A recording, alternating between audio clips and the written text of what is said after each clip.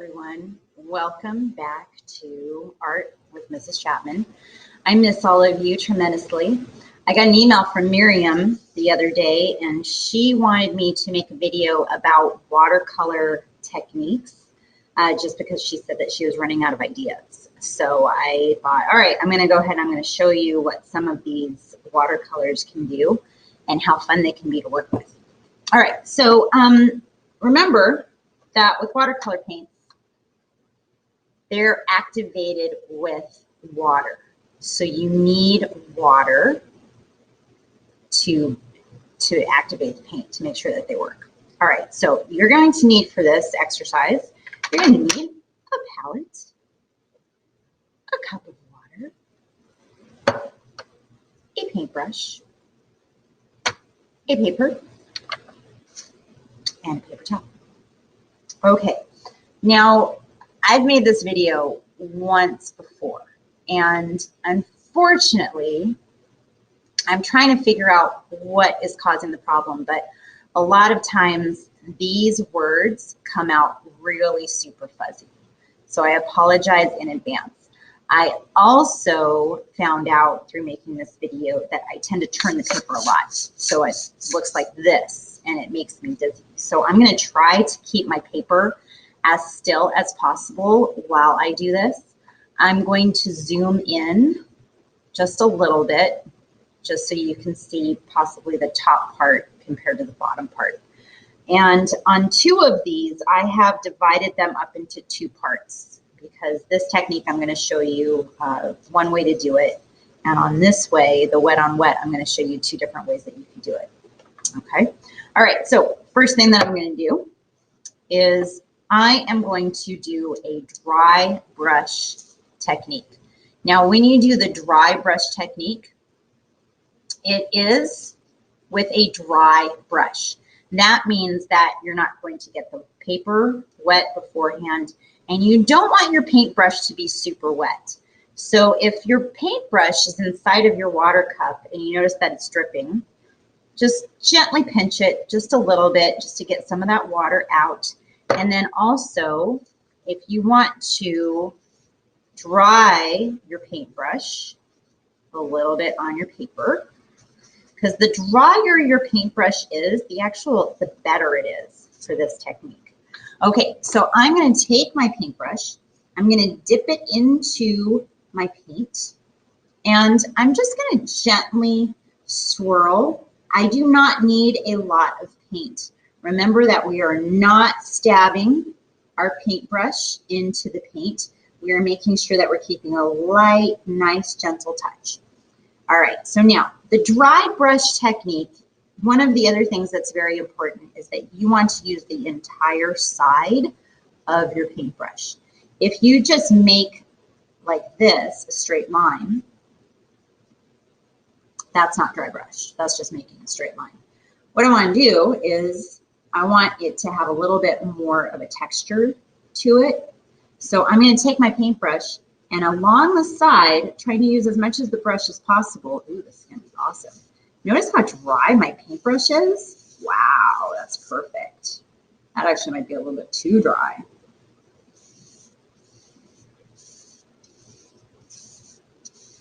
Okay, but this is a good example.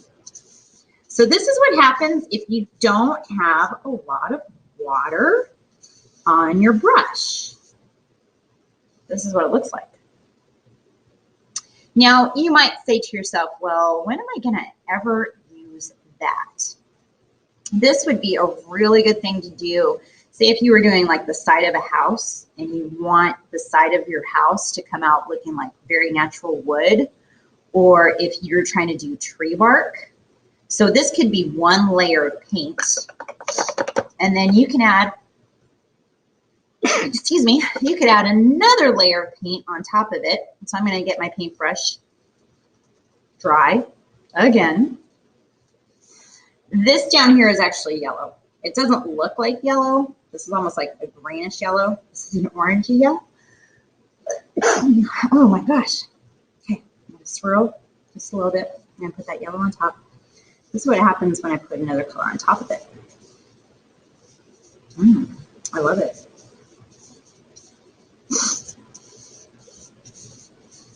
Okay. So that's what it's starting to look like. This looks like, I mean, I could see definitely like a field of grass or even the ocean if you're starting to combine the different colors. It's just a nice translucent type of effect. Okay. The next one that I'm going to try is the wet on dry. All right, now, wet on dry. What this means is you are going to be applying your wet paint onto a dry background or a dry surface. One layer means that this surface right now is completely dry. It does not contain any water.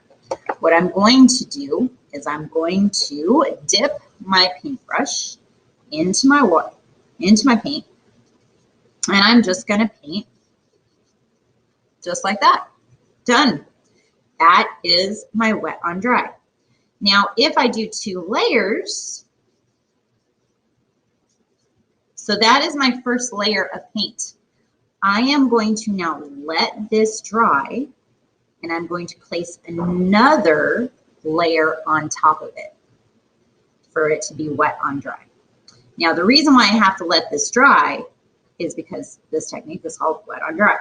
This is different than the wet on wet. And I'll show you what happens when you've got 2 layers for wet on wet. Okay, so wet on wet, that means that I get my paper wet first. Then I take my color, and I'll just use the same color. Okay, get my paper wet, get that paint. Then before this dries, I'm going to come in with my other color, and I'm going to put that other color on top of it. Okay, so that is wet on wet. Now this, I'm still waiting for it to dry. We're going to see if this comes out a little bit different. We're doing the exact same colors, but we're going to do wet on dry, and then this one is wet on wet. Okay, so both of these are going to dry. I'm going to show you another technique to do with wet on wet, and this is probably my favorite technique of all. I love doing this because you always get different combinations. I call these planets, or I love to do this with space. You got to get your paper wet first. Then you're going to dip your paintbrush into your paint, and you're just going to add some dots onto your paper, just like so, and you can make as many as you want. Do a different color, pink. And these are going to start to run into each other. Look at that, it's so fun. I love it when the colors run into each other. I love it when they make all of these different shapes and designs. Oh, it just reminds me of clouds or outer space, or just really, really good things. Oh, I think I might add some yellow. Some yellow. Oh, wow. And the colors, they mix together, they blend together. Oh my gosh, I love it. Look at that. It's like that little swirl right there. That is just happiness right there. So this is one of my favorite techniques. I could do that all day. Okay, so that's my super blobby wet on wet. You do have to stop because you do want the colors to still be separate. You want some of the colors to blend. But if you do it too much, as with anything, if you do it too much, it ends up looking really muddy and not really that great. So you've got to know when to say when to. So I'm going to let that just sit. And I'm going to come back over here. I'm going to check. This is nice and dry. I'm going to take the same color that I did before, my pink, twirl it gently.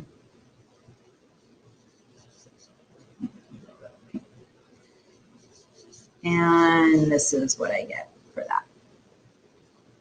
Okay. So it's kind of a similar result. It's kind of a similar result. This one seems like it might be just a little bit lighter, a little bit more solid. This one seems like it's coming out a little bit more, just a little bit different with the colors swirling with each other. So it's almost like I'm making a solid color with the wet on dry versus if I do this with the wet on wet, it's coming out a little bit more, the colors are running into each other. They're blending a little bit more. Okay, so graded wash. Now this and this can be considered to be a wash. A wash is just when you're painting a solid color. Say you want to create an entire ocean and you want your ocean to be blue.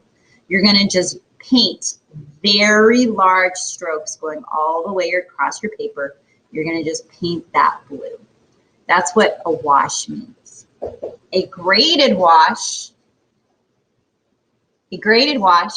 means that you will have differences in colors. So you want to have a little bit difference. Think of a sunset when you do a graded wash. Think of sunset, or maybe think of like the ocean, you could say, when you've got that blue color and then it's going into like a dark blue color. Okay, so for the graded wash, what I'm gonna do is we're gonna do a sunset, and I'm gonna do my sun down at the bottom, and then it goes into orange and then red. All right, so I'm gonna wet my paper. Ooh, my paint water is just a little bit dirty. Everything's coming out pink. All right, I am going to start with my yellow. That's gonna be at the bottom. So I got this nice, beautiful color. Now, I encourage you to go off the paper. It is completely okay to go off the paper. It's watercolor. It will come out of your furniture. Don't do it on your wooden furniture. Make sure that you've got some sort of plastic covering to protect that wood, but you can go onto your table. Now I've got some nice strong orange, and I'm gonna finish up with red. Oh, yeah. Okay, so now here's the thing, guys. Right now, this is looking pretty stripy. I don't want to have a lot of stripes. So what I'm going to do is I have to make the paint blend together. I kind of have to do this a little bit fast. I need the paint to blend together. So I need to make the paint travel into each other so I don't necessarily have that stripy effect. So I'm going to add the different colors into each other. And again, I need to know what to say when. So I just want it to be really nice and soft. So you travel, you pull the paint down to the first color, you push the first color into the second color. You want it to kind of blend between those stripes so you don't end up having that stripy effect. All right, so these are the different techniques that you can start playing around with watercolors. I'm going to hit pause on my video, and I'm going to show you a couple more techniques to try too that involve some additional tools that you might have at home.